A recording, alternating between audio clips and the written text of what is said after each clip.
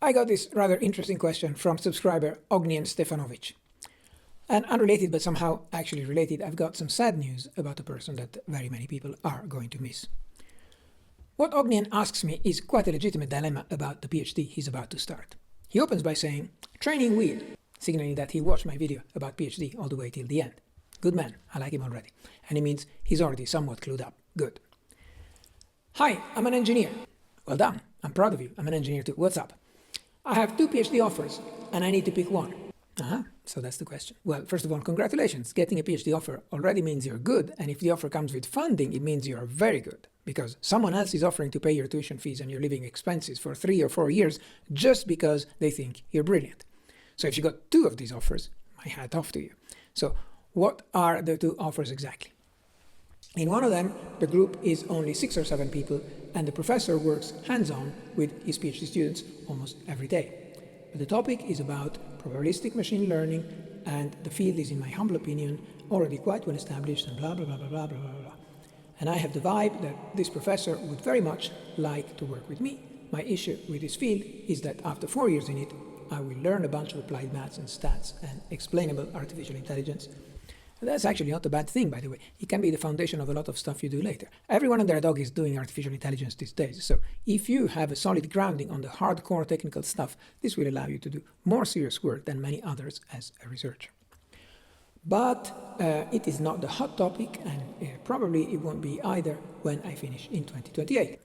Okay, so to summarize here, the professor likes you, the professor will work closely with you almost daily, but you're not super keen about the topic. What's the other offer like? On the other hand, the other professor is very busy, talks with students once every 2 weeks, and lets his postdocs do most collaboration with his PhD students. Here, PhD students have a bit more freedom to choose what to do. Freedom to explore is very important. It's at the core of the PhD research. You will be tackling a problem that nobody has ever solved, where possibly we don't even know if it can be solved.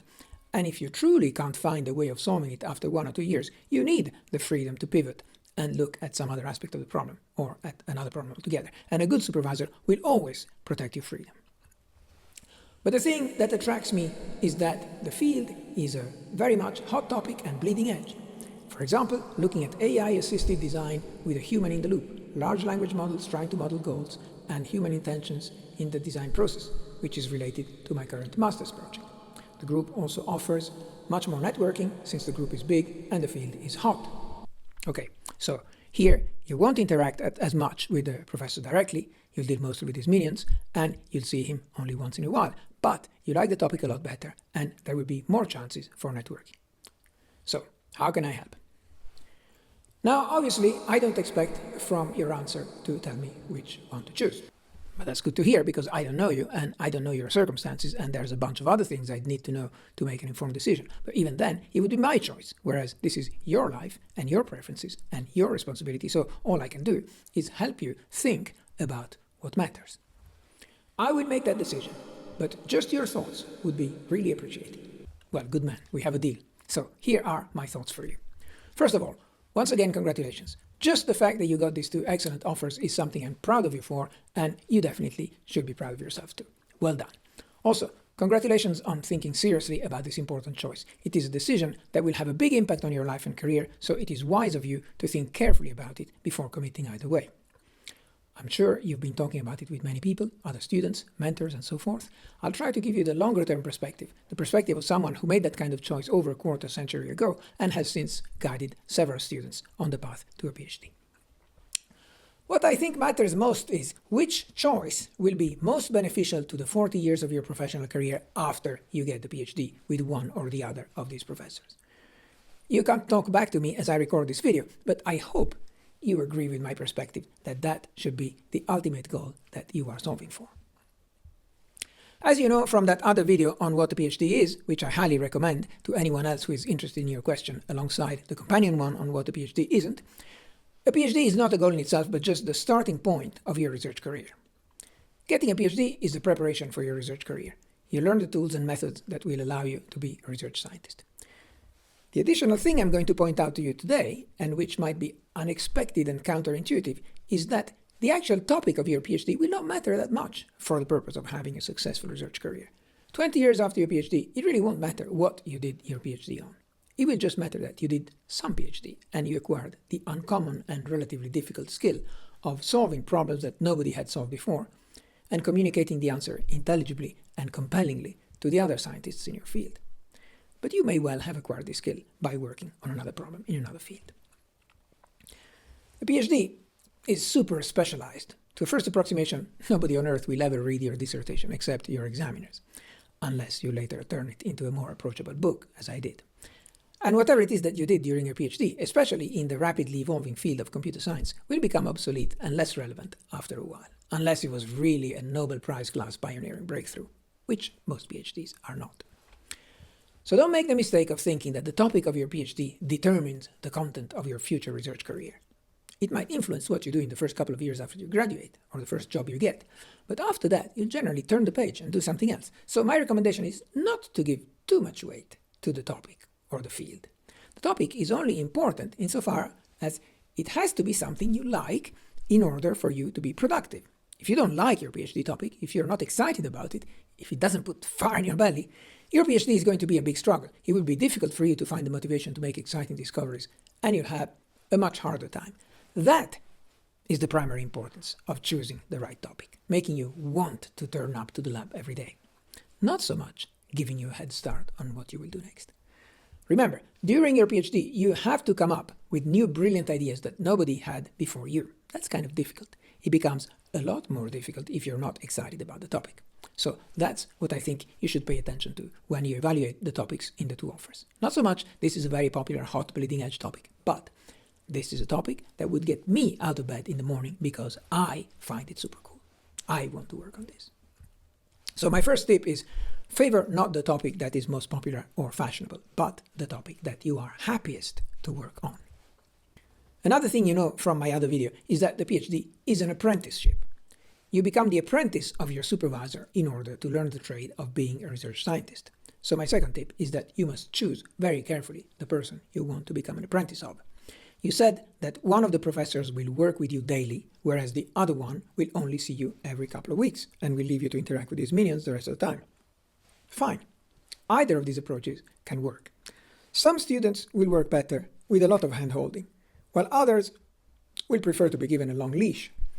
Figure out which one you are and make sure the approach you are offered matches what lets you learn best. But there isn't a better one in absolute terms, just a better one for you. Rest assured, it is quite possible for someone who likes to work independently to learn all you need to learn over the course of the 3 years of your PhD from an experienced supervisor you only see every 2 weeks. That's all you need. On the other hand, if you don't mind being corrected frequently, if your mentor is willing to interact with you every other day, then you're being offered a big privilege, and that's also got the potential to be a fantastic apprenticeship. Another thing you said regarding the supervisor is that the first one is keen to work with you, whereas you implied that the second one cares, let's say, a bit less. That certainly matters to some extent. But the reverse matters a lot more, and you haven't said anything about that. Which of the two professors do you like best? Which one do you admire more? If a fairy allowed you to grow into one or the other with the touch of a magic wand, which one of them would you rather become? If you're going to be someone's apprentice for 3 or 4 years, you'd better like them a lot. Of course, if they like you back, then great, that's the ideal situation. But otherwise, it's more important that you learn your trade from someone you think is great and you look up to, even if they don't care so much about you, than to learn it from someone you don't think much of, even if they like you. This, I think, should be your primary consideration. Pick the supervisor you think is the greatest. If you retain only one thing from this video, let it be this tip. Always learn from the best, in any field. In the martial art of Kendo, which I practice, the Japanese way of the sword, we say it's worth investing at least 3 years looking for the master you want to become the student of. And I fully validate the wisdom of this advice through my own personal experience, both with respect to my Kendo path, where my sensei is one of the most famous and accomplished swords masters in Japan, and to my scientific research path, where my PhD supervisor, who sadly died prematurely just a couple of days ago, was a giant in the security field. I remember when I first met Ross Anderson in what must have been around 1994, 30 years ago. I was working as a research engineer in an industrial lab in Cambridge. I was a kind of crypto nerd, all excited about PGP, and I heard of this public talk at the University of Cambridge entitled Why Crypto Systems Fail. I was not associated with the University of Cambridge in any way. So I went along one evening, and I think it was the first talk I ever attended at the University of Cambridge. This speaker at the front, of whom I knew absolutely nothing, talked about how banking systems claim to be infallible, but in fact make a number of engineering mistakes that enable a variety of frauds. He explained the frauds, not in the abstract, but with reference to actual cases that had gone to court and so on. And he daringly asserted that the banks made the mistakes but denied the evidence and blamed the victims. Wow, this was hot stuff.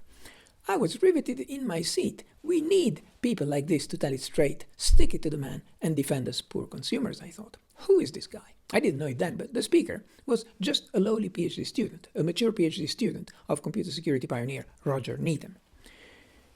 Ross had graduated from Cambridge in maths some 15 or 20 years before, and he had since worked around the world, from the Far East to South Africa, in a variety of fields, including banking.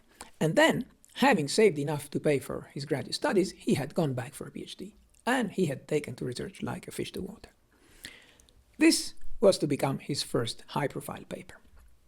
In the meantime, a few years after attending that lecture, I also came to the decision of returning to university to earn a PhD as a mature student. And as I looked for a supervisor there and considered various options, I found him, by then a newly minted lecturer in the computer laboratory, what we would now call an assistant professor. He had half a dozen PhD students, and he had not yet graduated a single one of them. It is largely on the strength of that first impression from his lecture as a mature student that I told myself, if I'm going to do a PhD at Cambridge, I really can't miss the chance of working with this guy. And that was one of the best decisions I ever took. I'll never be his equal, but I learned my craft from him. He had an uncommon talent for storytelling, for writing compelling and perfectly formed prose in his first draft, and for never backing down when someone powerful disagreed with him. He explored new fields with enormous intellectual curiosity, and he had an uncanny ability to act as the catalyst that would create a new community and bring it to critical mass. He did that many times, founding a long sequence of workshops, conferences, or organizations, from the UK crypto mailing list to the Foundation for Information Policy Research, the Information Hiding Workshop, the Fast Software Encryption Workshop, the Workshop on Economics and Information Security, the Workshop on Security and Human Behavior, and this is just the ones that come off the top of my head, and I'm missing out plenty more. I remember that he religiously took notes at every one of our security seminars, whoever the speaker was, and that way, I remember all these sheets. He was building an encyclopedia of knowledge that he then distilled into his book, Security Engineering, which he wrote during the last year of my PhD. And at the time, I was excited to read his drafts and send him comments while I was working on my own dissertation, and he was doing the same to me. And I was over the moon when his prestigious publisher, Wiley, accepted my own book as well, thanks in part also to his influential recommendation. Now his encyclopedic 1,200-page book, which he kept updating till his third edition in 2020, is a must-read for anyone doing anything in security. And it's amazing that a single person could have so many insightful things to say on so many facets of our field.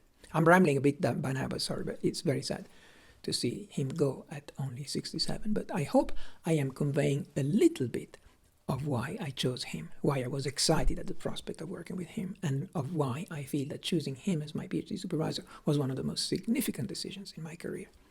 And I had no idea at the time that after completing my own PhD, I would be appointed to a Cambridge lectureship myself and become his colleague.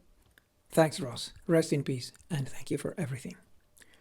To Ognian and anyone in a situation similar to his, I hope this helps you make the choice that is best for you. As should be obvious by now, my top-level advice is that the most important consideration should be which supervisor you like best. Everything else is secondary. Thanks for watching. Again, congratulations and best wishes for your PhD, and more importantly, for your subsequent scientific career.